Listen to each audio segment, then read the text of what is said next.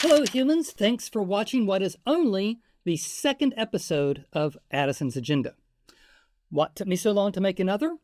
Well, these videos are hard to do, and I ran into several complications over the last year. So, why am I bothering to bring it back? Well, whenever I did a random bit of thought video on politics, I lost several subscribers, and frankly, I'm fine with that. If someone is offended by me being offended by right-wing ideologues who are doing their best to try to make my life and the lives of other trans people more difficult, simply because they hate us, I'm okay with them going away. But at the same time, I don't want to load down the random bit of thought videos, which are supposed to be light with heavy subjects. So I have decided to resurrect my original idea for Addison's Agenda, the show, not the channel, and put all my political offerings under this title. But before I get started, I wanted to let you know that I have created a Buy Me a Coffee page, though I prefer tea and the tea.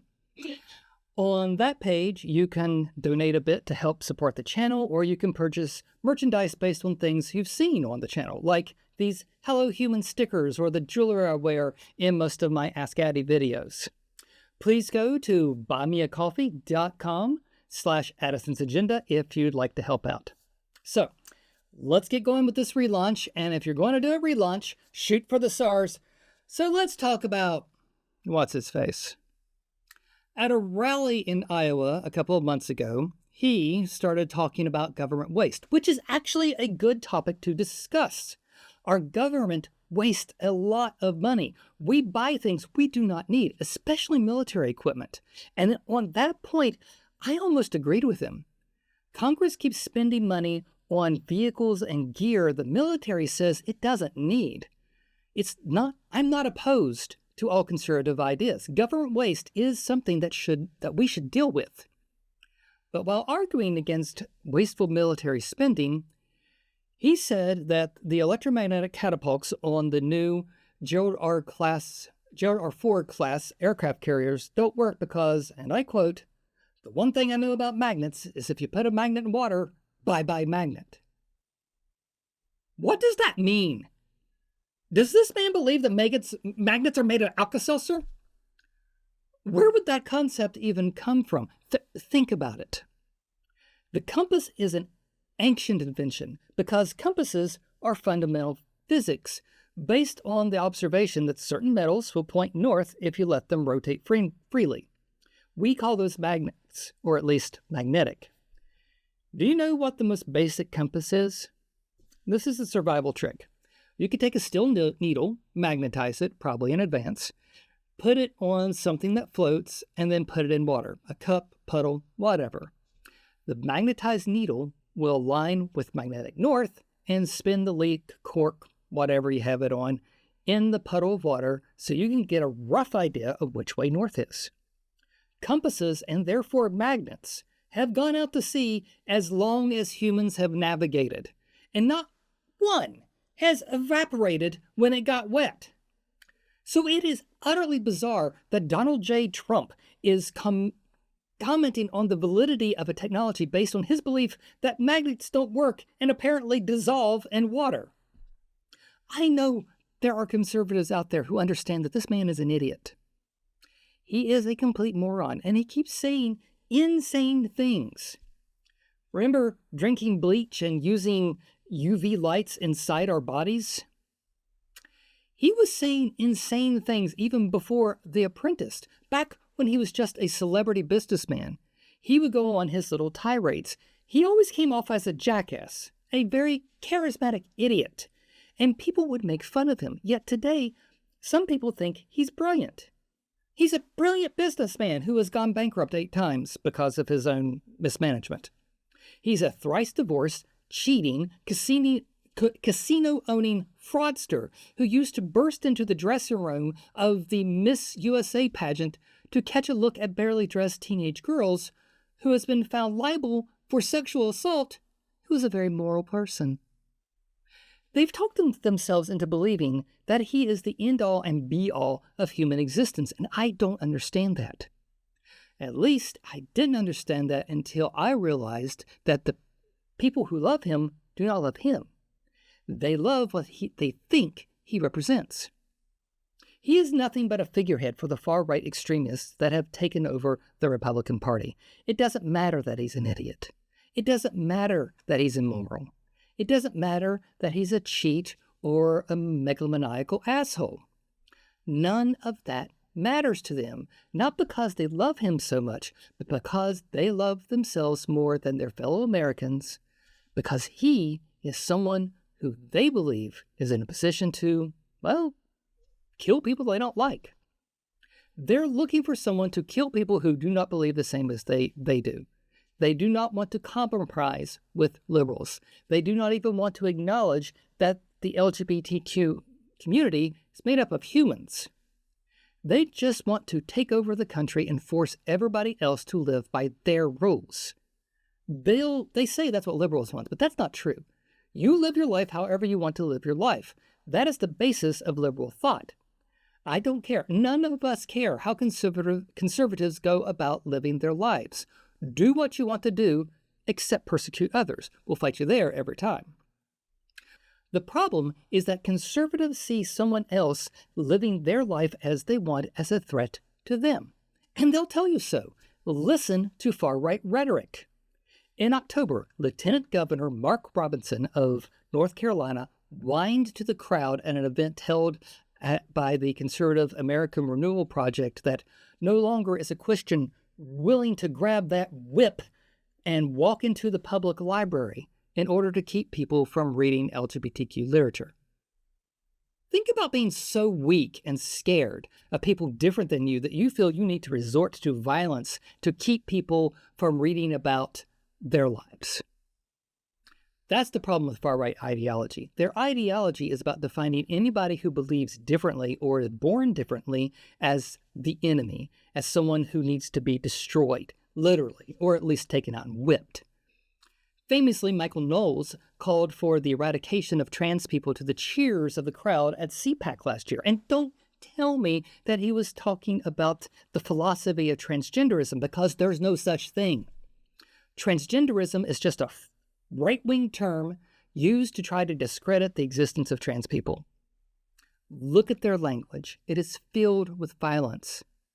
That is a feature of right-wing thought. Those who are different must be destroyed, and that's why they love him so much, because they see someone willing to eliminate those that they define as enemies. That is why they cheered when he said he would turn the country into a bloodbath if he lost. He could be an idiot. He can be everything that the Christians I grew up with said was wrong with this world. They don't care. They don't care that he's the kind of person that Christians used to say should not have any kind of power. They once said that Bill Clinton should not be a president because he was so immoral, but then they worship him, literally in some cases, worship him because he will do what they want him to do, which is essentially trying to kill me and anyone else who they are scared of. That's where we are in this country.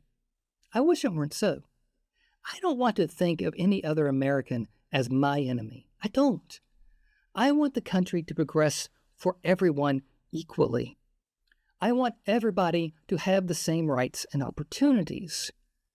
When I used to talk to conservatives, they said they believed the same thing. I used to be able to find common ground with Republicans on some issues. And even when we disagreed, we could find some things in common that we might build on to find a compromise.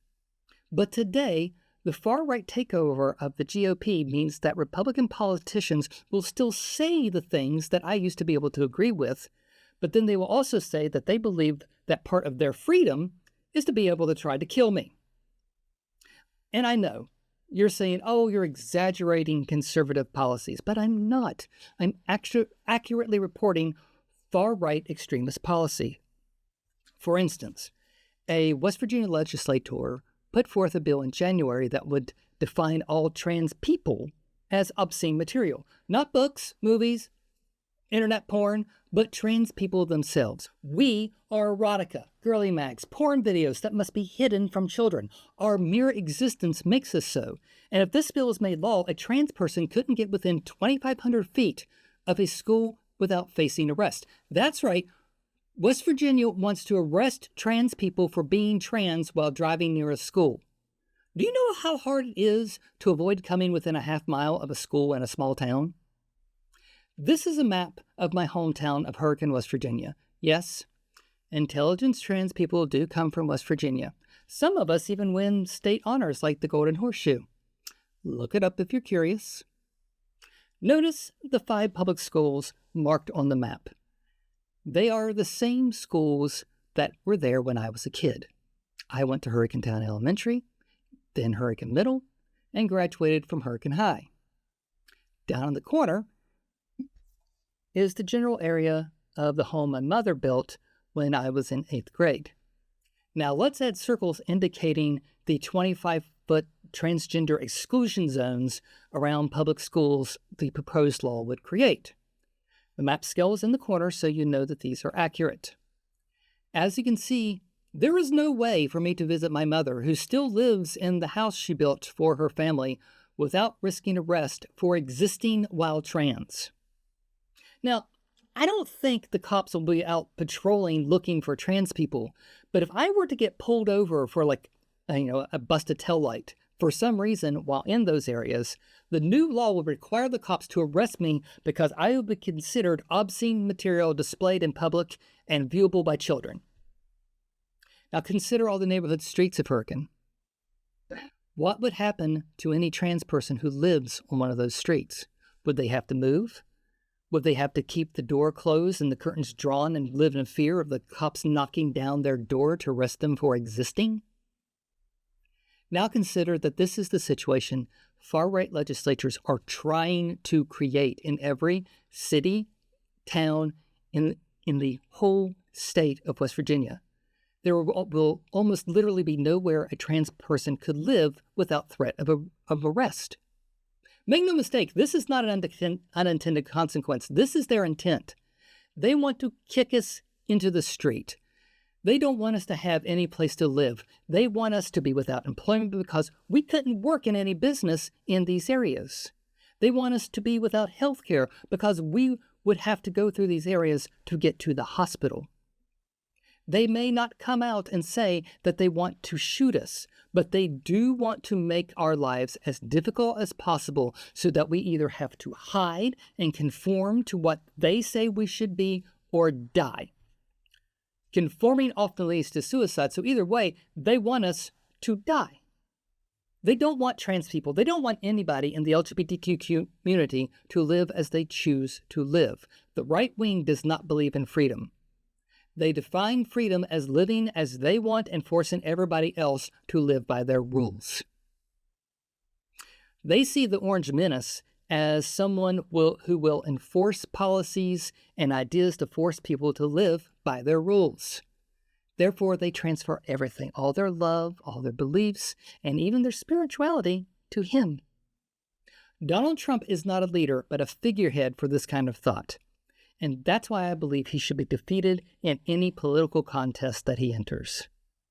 I long for the days when the GOP represented small government conservatism.